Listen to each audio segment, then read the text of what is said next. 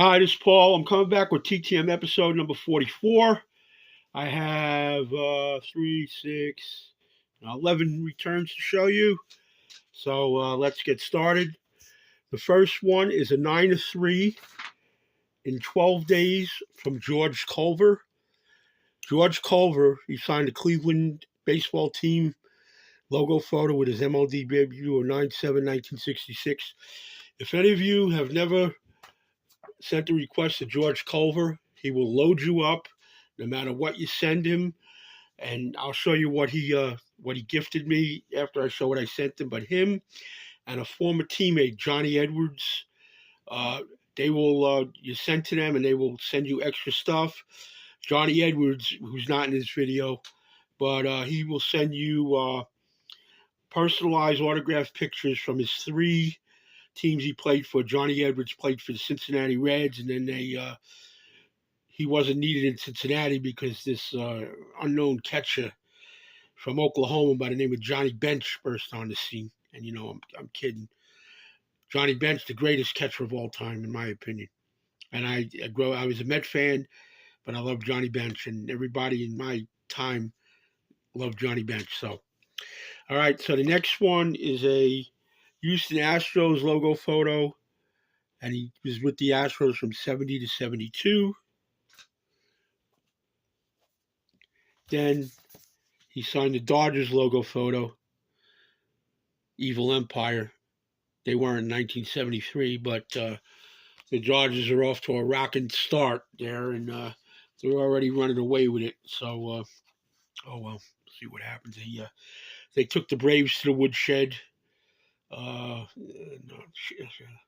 a good shout out to Johnny Serena and Adam's Card Closet, but Jerickson Profar suspended 80 games. I believe the contract should be voided. He got a contract under false pretenses. He played for $1 million in San Diego last year, had a great year. Then he signs a contract for like $11 million a year with the Braves, and he's suspended. So I don't feel bad for the Braves, but very frustrating if you're a Braves fan with him and out and Cunha out and the injuries. And so, all right, so getting back, this is the extra stuff George Culver sent me. He pitched a no-hitter for Cincinnati on July 29, 1968, and you don't have to ask for it. He just gives it to you. The inscription. This is a custom of a 69 Topps. And then he sent this Cleveland Indians 1967 Rookie Stars. He was also on a 1966 Rookie Stars with Tommy Agee, who played for my Mets, the late Tommy Agee. And then Jose Vidal, I don't know what the status is with him. You can see, I don't know. I doubt very much that we can get that. I can get that signed. But this is a 68. I guess it's from 1967. So custom, and then a custom of a 1972 Topps. Then a photo from the Dodgers. Then a custom of a 1974 Topps when he was with the Phillies. Shout out to Mike at the Hot Corner. And then he was with the St. Louis Cardinals in 1970. So, photo of that. And thank you, Mr. Culver. You're always generous. The next one's a 3-3 in 16 days from Gary Fensick, former Super Bowl champion with the Bears. He inscribed the Super Bowl 20 champs. Then he also was a broadcaster for WGN, 1990 to 93, WGN Sports. And this is going to have a little bit of a flavor because when cable first came out, you had WGN with the Chicago Cubbies, and another shout out to Johnny Serena. And then you had the Atlanta Braves with another superstation. And it was funny because in the late 70s, the Dallas Cowboys tabbed themselves America's team, but then the Atlanta Braves, because you were able to see Braves in any part of the country, they tabbed themselves as America's team. And they weren't very good back then, back in the early 80s. They had Dale Murphy, but they weren't very good back then. Then he was in 1988. He was an analyst for the NFL on CBS. Signed that nicely in silver Sharpie. Okay, and then the next one is a 4-2 from former New York Met Steve Dillon, and a shout out to my Met brethren, this guy and TTM Mike and Chris in Oregon, Chris Cards. Okay, Steve Dillon. I sent him a second Mets logo photo, but he didn't sign it, which is fine because he sent me other. But Steve Dillon only pitched in the major leagues for 2 years with the Mets. Here's the index card. Here's one index card. And here's another index card. He pitched for the Mets in 63 and 64. And then after that, he became a New York City police officer. I believe he was a detective. And but the biggest thrill for him, he came back and pitched in the 2022 Mets Old Timers game. So, but when I sent the note to Steve, my note of request to Steve Dillon, part of what I did is I thanked him for his service as a first responder. I'm not going to read the whole note I sent him, and then he sent me back a reply. I'll stick it on the screen here, but I'll read it to you. Paul, thank you for your kind words.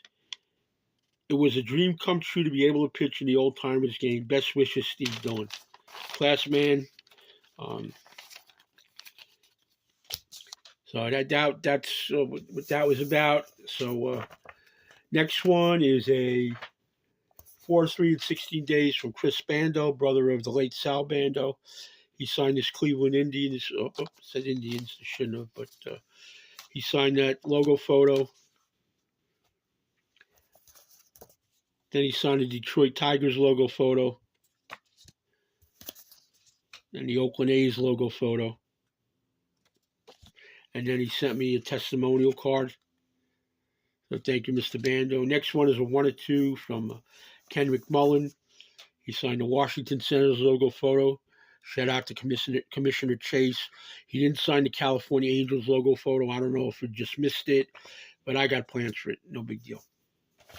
Next one is a 4-3 in 7 days from original Met Craig Anderson.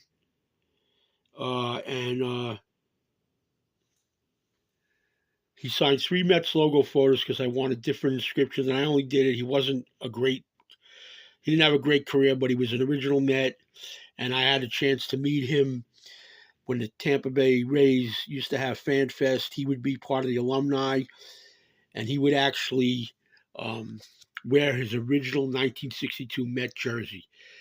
I mean, unbelievable, very nice man. I had a chance to have a conversation with him.